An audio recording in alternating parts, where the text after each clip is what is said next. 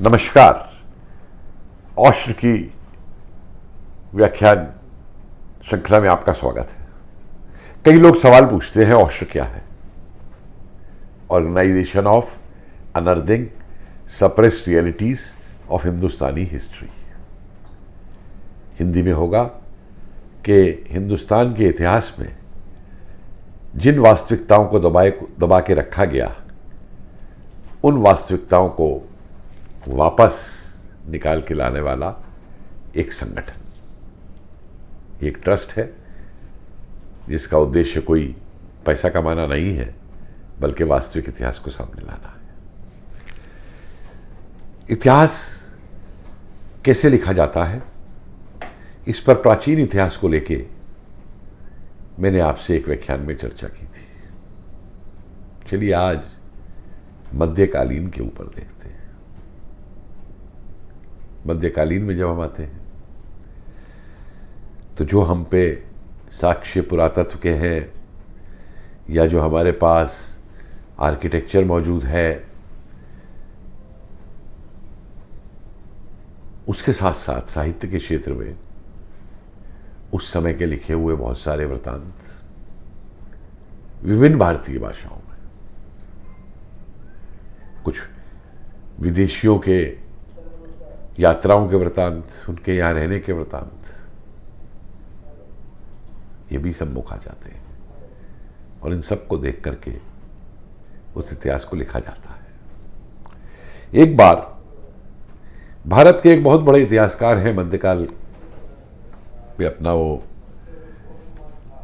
Specialisation रखते हैं, बोले कि मध्यकालीन का इतिहास जानने के लिए फारसी भाषा बहुत आवश्यक है।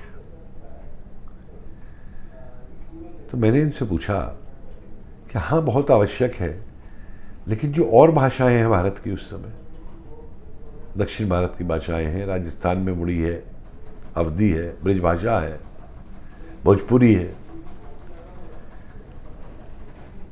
इन भाषाओं में भी तो बहुत कुछ लिखा गया, चाहे वो काव्य रूप में हो, चाहे वो ग्रंथ के रूप में हो, चाहे वो राजा की प्रशंसा में ही लिखा गया हो, लेकिन क्या वो ऐतिहासिक स्रोत नहीं है? क्या उनको आप मात्र कवियों की कल्पना या केवल किसी लेखक की कल्पना कह के छोड़ देंगे? लेकिन फारसी में जो लिखा गया है वो जरूर होगा। मैं ये नहीं कह रहा कि फारसी के स्रोतों को ना देखा जाए, लेकिन उन स्रोतों के साथ साथ ये भी जो स्रोत है, इनका भी देखा जाना बहुत जरूरी है। और इसकी बहुत विशिष्टता तब आई जब आपको याद होगा पद्मिनी फिल्म को लेकर के बहुत बड़ी एक डिबेट चल पड़ी थी कि जायसी ने क्या लिखा है और दूसरा जो राजस्थान का साहित्य है उसमें क्या लिखा गया है, असलियत क्या है। और असलियत जानने के लिए आपको सब कुछ एक साथ रखना पड़ेगा। जो मेवाड़ के इतिहास के ग्रंथ हैं वो भी रखने पड़ेंगे, और जो जायसी ने रखा वो भी रखना पड़ेगा। और तब देख करके आप सामने तय करेंगे कि पद्मिनी की असलियत क्या है। दूसरी तरफ क्या होता है कि जहां ये स्रोत मौजूद है, इन स्रोतों को भी तोड़ मरोड़ करके अपनी विचारधारा के हिसाब से रख दिया जाता है। आपके सामने ही राजस्थान का उदाहरण है। फिर महाराणा प्रताप के नाम के आगे से महान हटा दिया गया और अकबर के नाम के आगे महान रख दिया गया। मैं इसमें नहीं जा रहा कि कौन महान था या कौन नहीं था, लेकिन इसको एक सांप्रदायिक रूप देने के लिए अगर सरकारें इस तरीके का निर्णय लेती या एक समुदाय को दूसरे समुदाय के ऊपर दिखाने के लिए इस प्रकार का निर्णय लेती है, तो राजनीति केवल इतिहास से ही खिलवाड़ नहीं कर रही, वो वर्तमान पीढ़ियों से भी खिलवाड़ कर रही है। उनमें आपस में द्वेष फैला रही है। एक महमूद गजनवी के वृत्तांत को लीजिए। सोमनाथ पे कई बार हमले किए। खुद उसके समय के जो इतिहासकार उसके साथ के हैं वो लिखते हैं कि महमूद गजनवी ने वहाँ पे हमला किया, हमले का पूरा वृतांत देते हैं, क्या लूटा क्या नहीं किया। फिर ये भी देते हैं कई बार तो कि जब वो एक बार वापस जा रहा था तो उसके ऊपर दोबारा हमले हुए और वो लूट का सामान नहीं ले जा पाया। लेकिन हमारी एक इतिहासकार क्या करती है, वैसे तो वो प्राचीन भारत की इतिहासकार है, स्पेशलिस्ट, लेकिन 2004 में एक लेख छाप देती है कि साहब गजनवी ने तो कभी सोमनाथ पे हमला ही नहीं किया था। और ऐसे समय पे उसको छापती है जब देश में चुनाव होने वाले, तो नेचुरली रिएक्शन आ गया दूसरी तरफ से कि ये हमले हुए थे, ये साक्ष्य है, और भिड़ गए दोनों समुदाय। तो ऐसे इतिहासकार अपनी दुकान चलाने के लिए इतिहास की इस तरीके का कार्य करते हैं, जो वास्तविकताओं से दूर हटके लिखते हैं। बरौनी ने मलिक गाफूर के सोमनाथ के आक्रमण का बहुत बड़ा जिक्र किया है और बहुत वृतांत के साथ उसने लिखा है कि कैसे वहां लूटा गया, मूर्ति तोड़ी गई, तोड़ने के बाद मूर्ति को बैलगाड़ी पर रख के दिल्ली भिजवा दिया गया अलाउद्दीन खिलजी के पास, और जो रावल राजा था वहाँ पे उसकी दोनों पत्नियों को अलाउद्दीन खिलजी के पास भेज दिया गया, जहाँ उनका धर्म परिवर्तन करा के एक से खुद अलाउद्दीन खिलजी ने शादी रचा के अपने हरम में रख दिया और दूसरे से अपने बेटे की शादी करवा दी। तो भाई इतिहासकार होने के नाते आप लिखिए कि बरौनी ये कह रहा है, और ये कहिए कि भाई उस जमाने की ये बर्बरता थी, आज नहीं होनी चाहिए। लेकिन ये क्या लिखते हैं निजामी और हबीब साहब कॉन्टेम्परेरी हिस्ट्री ऑफ इंडिया में, क्यों मंदिर को तो लूटना उसका एम था, धार्मिक कोई नहीं था, और रावल राजा की रानियां जो है उन्हें बड़ी इज्जत के साथ अलाउद्दीन के पास भेजा गया। तो आप तथ्य को छुपा के जब ये लिखेंगे तो दूसरा व्यक्ति जिसने बरौनी को पढ़ा हुआ है वो फिर पूछता है कि भाई अगर लूटना ही खाली होता तो फिर मूर्ति तोड़ करके क्यों भेजी गई, वो खुद क्यों लिख रहे हैं कि मूर्ति तोड़ करके भेजी गई। तो इस तरीके के देखिए सांप्रदायिक सौहार्द इससे नहीं आएगा कि आप वास्तविकताओं को छुपाए, किसी भी तरफ की जातियों को। सांप्रदायिक सौहार्द तब आएगा समाज में जब आप कहें कि ये उस जमाने के परिप्रेक्ष्य में है, ये उस जमाने की बर्बरताएं हैं, आज हमें एक साथ चलने के लिए ये नहीं चाहिए, बल्कि उन बर्बरताओं को तो एक उदाहरण के तौर पर पेश किया जाना चाहिए कि ये गलत चीजें उस समय हुई और आज हमें एक रह करके साथ चलना है। लेकिन ये इतिहासकार ये नहीं करते। अब जब उन्होंने कहा फारसी जरूरी है, जब मैंने ये पूछा कि और सब भाषाओं की वो है, तो बोले नहीं जरूरी है। तो मैंने कहा मुझे एक बात बताइए, फिर आपको संस्कृत आती है क्या? बोले नहीं। मैं कहा पाली आती है? बोले नहीं। बोले खरोष्टी आती है? बोले वो क्यों आए? तो मैं कहा आप मध्यकाल का इतिहास तो लिखवाना चाहते हैं कि फारसी की जानकारी जरूर हो, लेकिन प्राचीन भारत का इतिहास लिखवाने के लिए इन भाषाओं का जानना जरूरी नहीं है।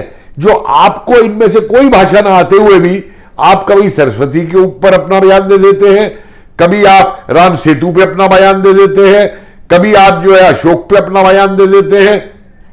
ये क्या तरीका हुआ?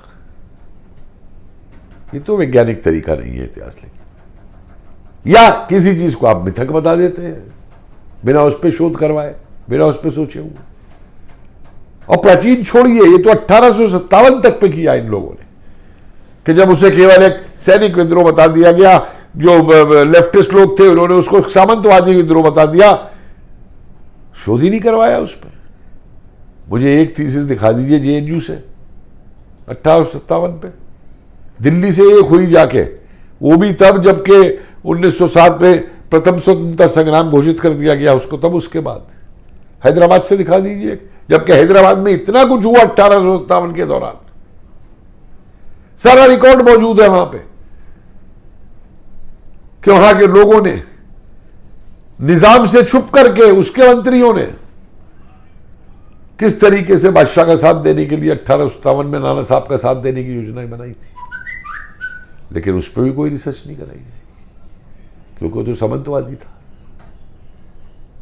और फिर महाराष्ट्र में आप नहीं कराएंगे 1857 पे, क्योंकि फिर आप उसको हिंदूवादी कह देंगे, क्योंकि तो 17 में हुआ, ये उधर हुआ। तो ये कोई तरीका नहीं। एक और आपको एक चीज बताता हूं, बहुत बड़ा इतिहास लिखा हो किताब बड़ी दुनिया भर में मानी जाती है, वो agrarian history of the Mughal period, agrarian relations of the Mughal period, Irfan Habib साहब की लिखी हुई। आप मजे की बात देखिए कि आगे वाले पीरियड में तो ये लोग जाति की बात करते हैं, दलित की बात करते हैं, क्या उस काल में नहीं था? उस काल में भी जो श्रमिक था, जो खेतीहीन मजदूर था, फिर वो कौन था? यह दलित भारत से गायब हो गया था कि आप 1000 साल के पीरियड को हिंदू टाइम बता करके ये कहें कि दलित के हालात के लिए हिंदू जिम्मेदार हैं, और जो मुगल समय में इस समय भारत के अंदर जो सामंतवादी व्यवस्था है उसके अंदर दलित का क्या हाल था वो नहीं लिखा जाएगा, जबकि वृत्तांत मौजूद है। तो ये तो नहीं कि दलित पहले शोषित होता रहा, फिर भारत से गायब हो गया और फिर 19वीं शताब्दी में दोबारा भारत लौटाया शोषित होने के लिए। एक पूरा जो एवोल्यूशन है उसको। इसलिए मेरा ये मानना है कि मध्यकालीन इतिहास को देखते हुए उस समय का जो रिकॉर्ड है, उस समय की जो चीज़ें हैं, चाहे वो किसी भी भाषा की हो, चाहे वो लोकोक्ति में हो, उन सबको सामने रख करके तब उसका विश्लेषण करिए। बर्नियर का अकाउंट है, मनुष्य का अकाउंट है, कई यूरोपीय यात्रियों के अकाउंट है उस समय के, उनको भी सामने रखिए कि भाई वो क्या कहते हैं, उनकी क्या समझ थी। अब ये लोग क्या करते हैं कि अगर मनोची इनको जो इनकी विचारधारा है उसके विरुद्ध कुछ कह रहा है तो वो बेकार है, मनोची को कुछ मालूम नहीं था। अरे भाई ऐसे कहने से नहीं कोई किसी का लिखा हुआ हो जाता कि वो बेकार था। ऐसे तो मैं भी कह दूंगा कि आप जो इतिहास लिख रहे हैं वो बेकार है, लेकिन मैं एक वैज्ञानिक दृष्टि को फॉलो करते हुए आपसे कह रहा हूं कि देखिए ये चीज़ आपने सही लिखी है, लेकिन ये चीज़ आपने भुला दी है, या ये चीज़ आपने उल्टा दीजिए है, इसको ठीक करिए।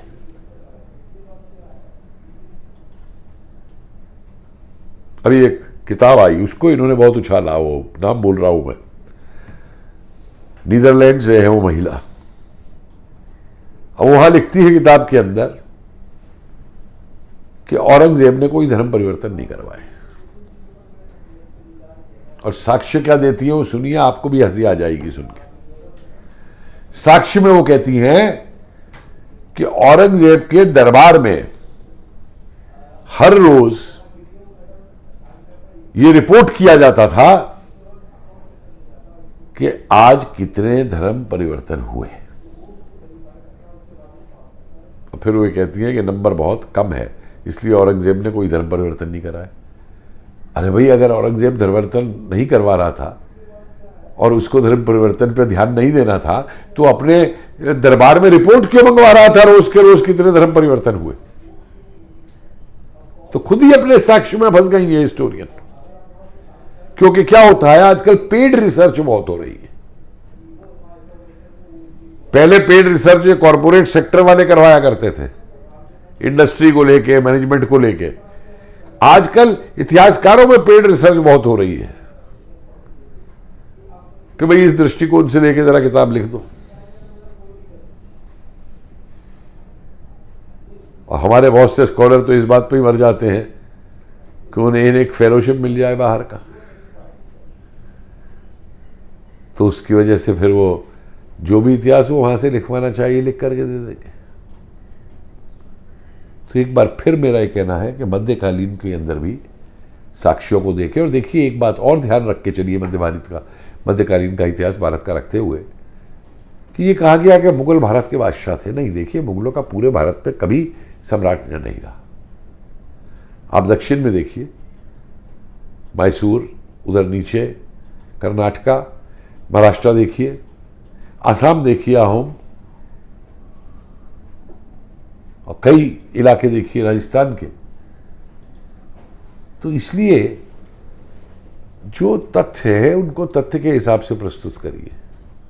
और आप एक सबसे बड़ी बात ये देखेंगे कि हमारी इतिहास की किताबों में पूर्वोत्तर यानी नॉर्थ ईस्ट के जो राज्य हैं उनका इतिहास लिखा ही नहीं जाता, बताया ही नहीं जाता। अहोम इतने बड़े राजा हुए मध्यकालीन से लेके मॉडर्न इंडिया तक, जिक्र ही नहीं होता। त्रिपुरा में क्या था, मणिपुर में क्या था, जिक्र ही नहीं होता इन चीजों का। आसाम की पूरे इतिहास का जिक्र नहीं होता।